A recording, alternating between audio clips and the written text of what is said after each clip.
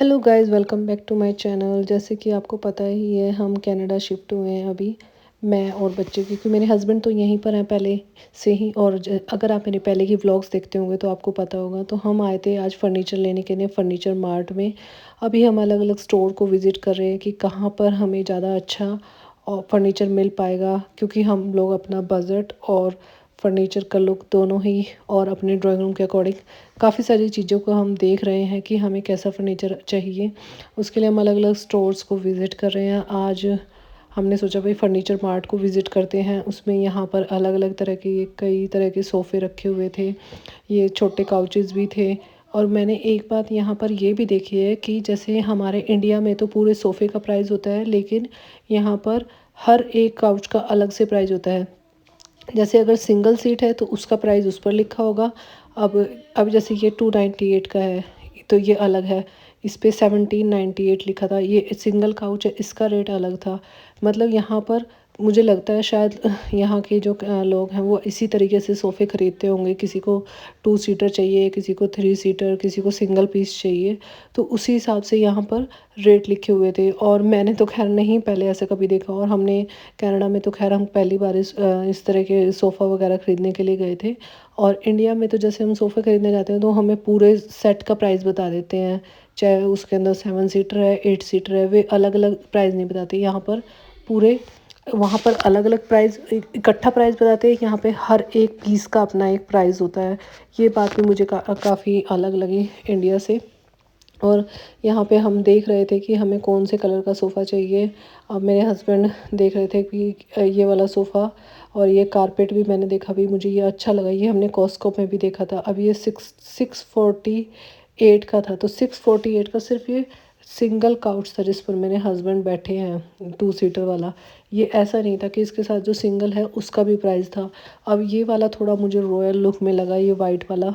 तो ये मुझे काफ़ी अच्छा भी लगा और रॉयल भी लगा, लेकिन हमारे पास छोटे बच्चे हैं तो मैं इसे प्रेफर नहीं करूँगी भाई मैं लूँ। और उसके बाद हमने ये देखी साइड टेबल। ये 198 की थी, जो मुझे लगता है अच्छी भी थी, और कहीं ना कहीं इसके प्राइस मुझे ज़्यादा भी लग रहे थे।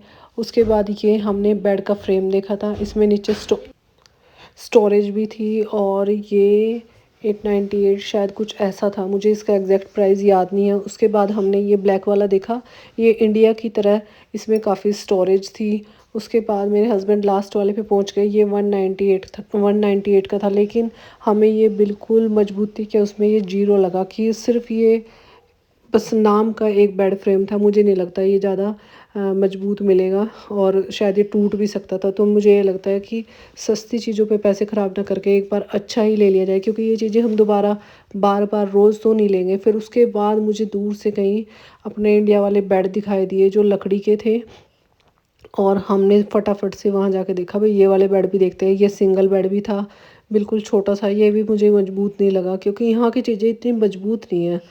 पता नहीं वे मजबूत नहीं है या हमारे बच्चे इतने शरारती हैं कि हम ऐसे सोच लेते हैं भाई ऐसा ले जो कुछ चल जे। उसके बाद ये 1298 का बेड फ्रेम था। और ये वाला तो मुझे लग रहा है और महंगा था। इसका मुझे प्राइस याद नहीं है, पर इसका क्योंकि ये पूरा वुड का था और काफ़ी हैवी भी था, तो मुझे लगता है इसका प्राइस ज़्यादा था। मेरे हस्बैंड इसके गद्दे को चेक कर रहे थे भाई, इसका गद्दा काफ़ी अच्छा है। स्लीपिंग शायद इस नाम से थी कंपनी, उसके ऊपर लिखा हुआ था।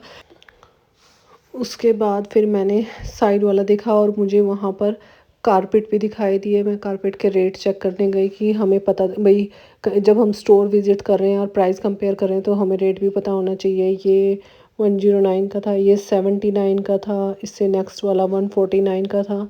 और ये इनका मानना था भाई ये सेल में है। और पर मुझे ये इतने मजबूत नहीं लगे। पता नहीं, शायद हमने इंडिया की चीज़ें देख ली हैं, वहाँ पर कुछ अलग स्टफ़ मिलता है, तो हम लोग उस चीज़ से थोड़ा सा मैं तो कंपेयर कर रही थी। मेरे हस्बैंड का तो मुझे पता नहीं, और मैं कंपेयर कर रही थी और कि यहाँ पर इतना मुझे अच्छा नहीं लग रहा है ये सब। क्योंकि मुझे सिर्फ एक सोफ़ा अच्छा लगा यहाँ पर, जो वो रॉयल पीस वाला था वाइट कलर का। लेकिन हमारे पास बच्चे हैं तो मैं उसके लिए मतलब हाँ नहीं बोल पाई। उसके बाद हम स्टोर से चले गए थे क्योंकि हमें दूसरा स्टोर विज़िट करना था। और गाइस, अभी मैं आपको और भी फर्नीचर जो शोरूम्स हैं उनकी वीडियो दिखाऊंगी। तब तक आप गाइस मेरी और भी वीडियोस देख लीजिए और मेरे चैनल को प्लीज़ सब्सक्राइब और लाइक कर दीजिए। मैंने कंटेंट क्रिएशन की दुनिया में अभी नया नया कदम रखा है, तो मेरी जो मिस्टेक्स है उन्हें इग्नोर कर दीजिए। Thank you so much guys.